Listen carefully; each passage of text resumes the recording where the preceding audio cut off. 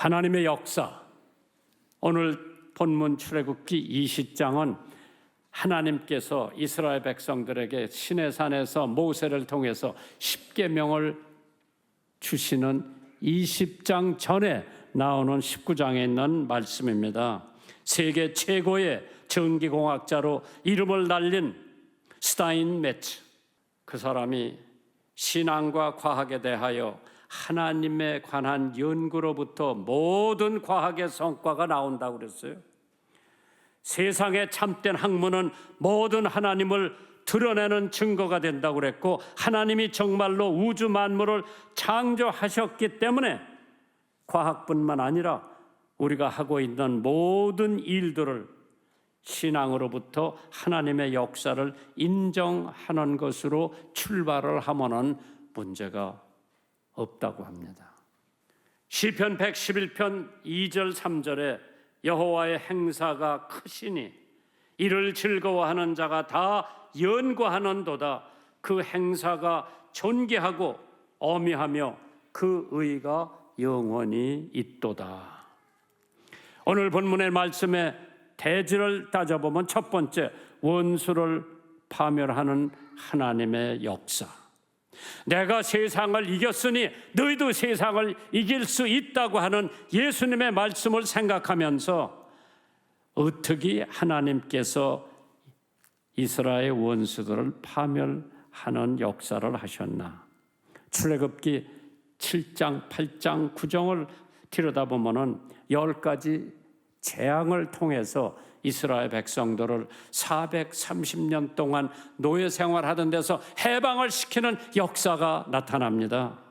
10가지 재앙. 그때 모세가 80세고 그 형 아론이 83세예요. 출애굽기 19장 4절에 나의 애굽 사람에게 어떻게 행하였음과 내가 어떻게 독수리 날개로 너희를 업어서 내게로 인도하였음을 너희가 보았느니라. 첫 번째 대목이지요. 10가지 재앙.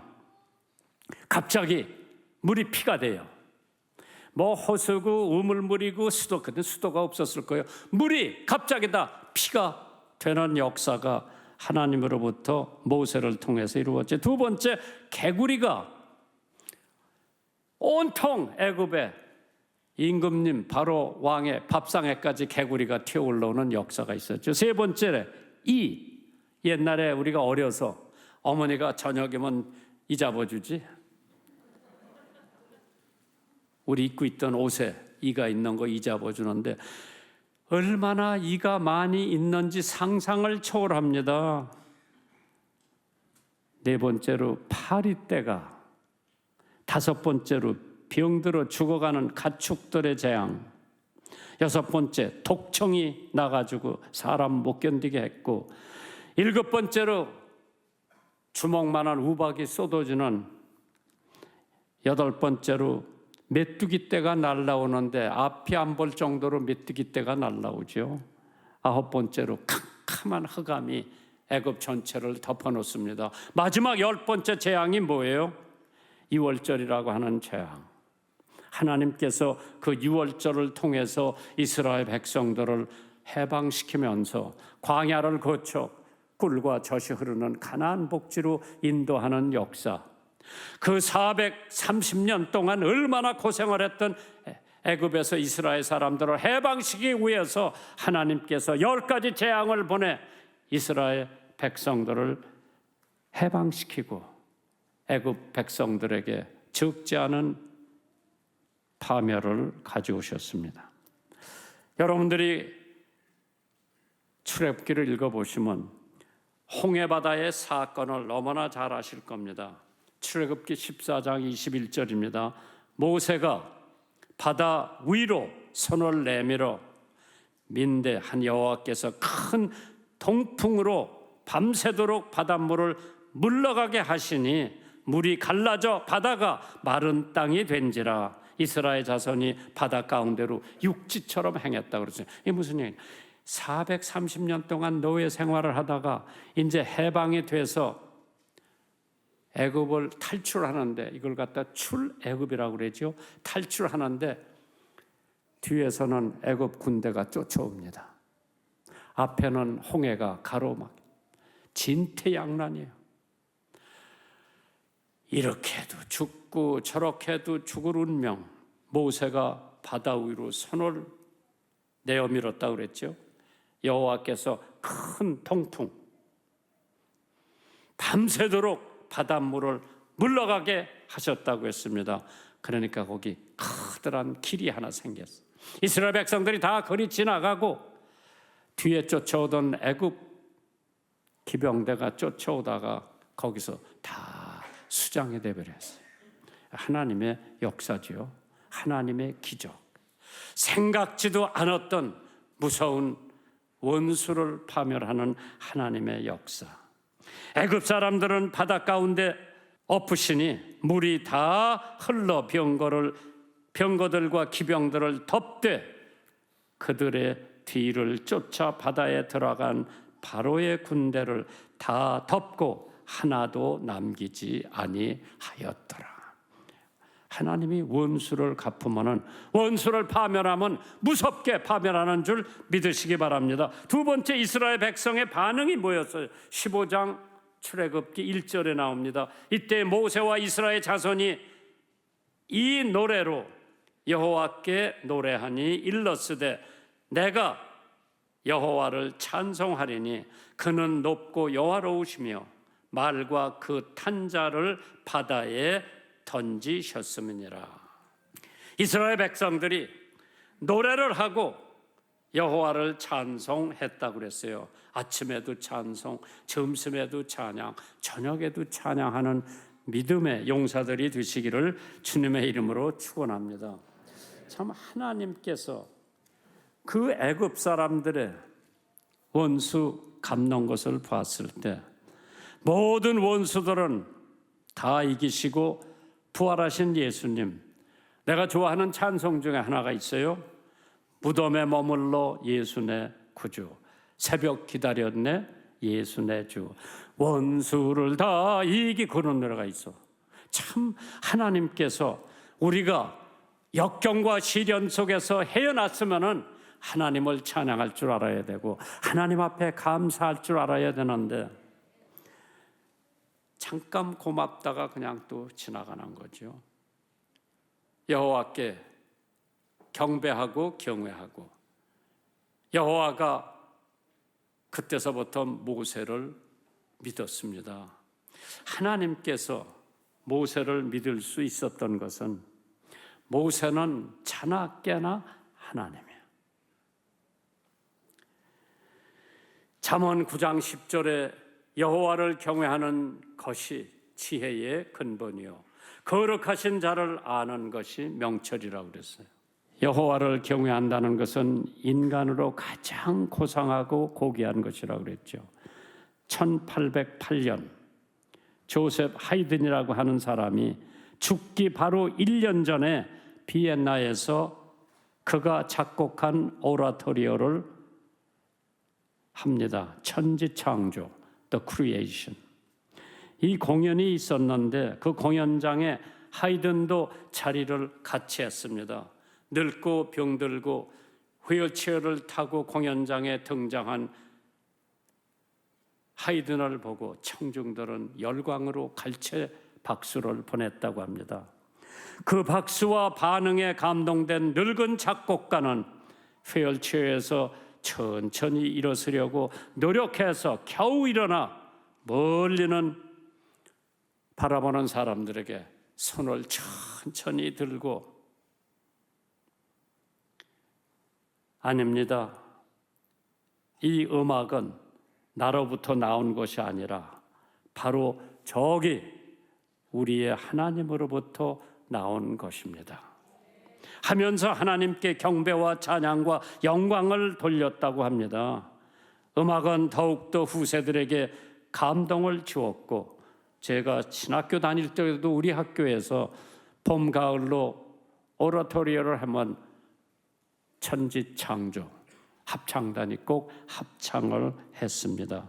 요한계시록 11장 13절에 그 시에 큰 지진이 나서 성 10분의 1이 무너지고 지진에 죽은 사람이 7천이라 그 남은 자들이 두려워하여 영광을 하늘의 하나님께 돌렸다고 했습니다. 두 번째 대목이 있다고 할 것 같으면 원수의 파멸에서 구원받는 방법이 있죠. 애굽 사람들은 파멸하고 이스라엘 사람들은 구원을 받게 됩니다. 출애굽기 19장 4절입니다. 나의 애굽 사람에게 어떻게 행하였음과 내가 어떻게 독수리 날개로 너희를 업어 내게로 인도하였음을 너희가 보았느니라. 어떻게 이스라엘 백성들을 인도했어요? 높은 방법으로 하나님께서 구원했다고 그랬어. 높은 방법으로. 왜? 땅의 방법이 아니라 하나님의 방법, 사람의 방법이 아니라 하나님의 방법. 하나님의 방법으로 하니까 사람이 미치지를 못하고 하나님의 방법으로 이스라엘 백성을 업고 독수리가 날개침 치고 올라가는 것처럼 구원해 주셨다고 말씀하셨습니다. 죄악 안에 있는 인간의 타락된 상태를 봤을 때 하나님 보시기에 좋은 일을 한다고 생각한 인간들의 생각이 삐뚤어 나갔죠. 선한 일. 왜? 악한 사람이 선한 일 할 수 없고 좋은 일 할 수 없어. 물론 사람 보기에는 좋고 선한 일인지 모르지만은 하나님 보시기에는 모든 인간은 썩었고 냄새나고 부정하고 부패되었기에 하나님의 방법, 즉 높은 방법이 아니고는 우리를 구원할 수가 없는 줄 믿으시기 바랍니다. 로마서 3장 10절에 기록한 바 의인은 없나니 하나도 없다고 그랬어요. 그렇기 때문에 모든 사람이 죄를 범하였음에 하나님의 영광에 이르지 못한다고 결론을 냈지만은 요한복음 14장 6절에 예수께서 가라사대 내가 곧 길이요 진리요 생명이니 나로 말미암지 않고는 아버지께로 올 자가 없다고 했습니다. 우리는 다 예수를 통해서 하나님 아버지께로 나갈 수가 있기 때문에 우리는 이 세상을 마감하는 지옥 가는 것이 아니라 하늘로 이사가는 백성이 된 줄 믿으시기 바랍니다. 두 번째로 빠른 방법으로 구원하신다고 그랬어요. 하나님이 우리를 구원하실 적에는 느릿느릿하게 구원하시는 거 아니야. 빠른 방법으로 우리를 구원해 주신다고 그랬어요. 독수리는 동작이 엄청 빠릅니다. 병아리 채가는 것을 보면은 눈 깜짝할 새 병아리 채가고 하늘로 올라가는 거죠. 마찬가지로 하나님이 우리를 구원하실 때 회개하는 순간 6개월 후가 아니고 내 나쁜 버릇이 다 정리된 다음에 하나님이 나를 구원해 주시는 거 아니라 나를 회개하는 순간 그때 하나님께서는 나를 구원해 주시고 주기도문 사도신경 다 외우고 난 다음에 11조 다 드리고 난 다음에 나를 구원해 주시는 것이 아니라 11조 안 한 상태에 사도신경도 모르는 상태에 주기도도 모르는 상태에 내가 예수 그리스도의 내 죄를 회개하고 그 순간부터 빠르게 예수님은 나를 구원해 주신다고 그랬죠. 어떻게? 아주 쉬운 방법으로 너희를 업어 세계의 모든 종교는 구원받는 것을 어렵게 생각하지만은 하나님의 방법으로 구원해 준다면 굉장히 쉬운 방법으로 어떻게 내 죄라고 하는 것을 깨닫고 예수 그리스도가 내 죄를 위해 십자가에 돌아가셨다고 하는 것을 알게 된 순간 내가 그 예수를 받아들이겠다 하면은 그 순간 쉽게 우리는 하나님으로부터 의롭다 함을 입는 줄 믿으시기 바랍니다. 무리 목사님이 시카고에서 열심히 복음을 전하는데 화재 사이렌이 요란하게 울리는데 맨날 연습할 때 그런 걸 많이 들었기 때문에 별 아무 생각하지 않고 오랫동안 설교를 했습니다. 그때 어떤 청년이 하나 물어봤어요. 제가 어떻게 해야 예수님과 함께 무엇을 해야 구원을 받고 죄사함을 받습니까? 그런 질문을 받은 무리 부흥사께서 당신이 한번 생각해보고 나도 생각해보고 다음 일주일 후에 의논을 하자고 그랬어. 시카고 대화재가 났습니다. 일주일 후가 아니라 몽땅 다 타버렸어. 거기서 같이 예배드린 사람들도 다 화재에 타 죽었어. 그때 무리 목사님이 다시는 내가 일주일 밀지 않고 물어보는 그 순간에 대답을 해주고 문제는 그 사람한테 맡긴다고 그랬어요. 자기가 얼마나 후회를 했는지 몰라. 그 청년이 어떻게 해야 내가 구원을 받고 어떻게 해야 내가 죄사함을 받고 어떻게 해야 내가 영생을 얻을 수 있느냐고 물어봤을 때 일주일 후에 다시 의논하자고 그랬어. 일주일 후에 그 사람은 찾을 수가 없었죠. 이미 시카고 대화재에 목숨을 버린 사람.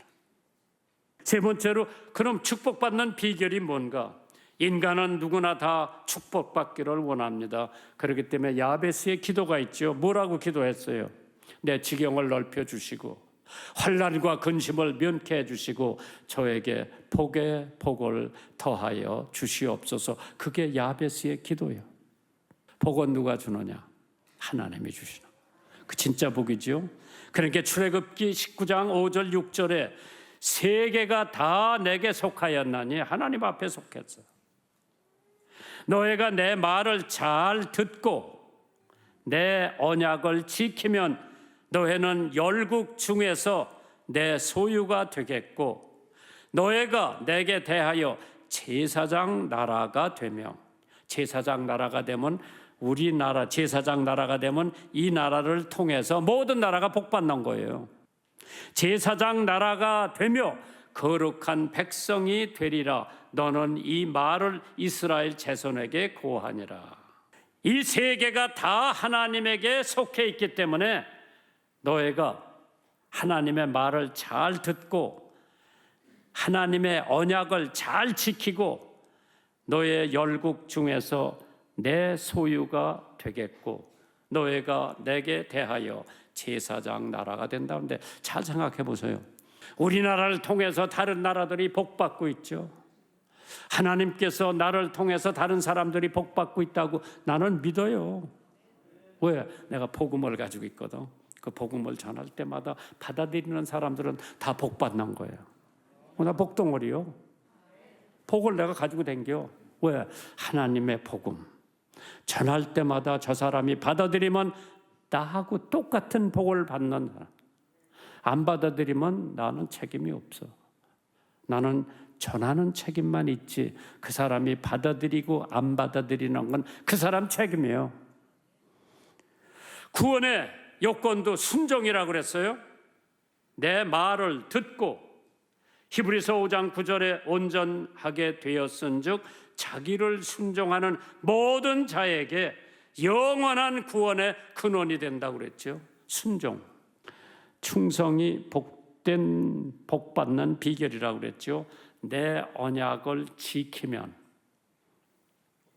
고린도전서 4장 1절에 보면 사람이 마땅히 우리를 그리스도의 일꾼이요 하나님의 비밀을 맡은 자로 여길지어다. 그리고 맡은 자들에게 구할 것은 충성이라.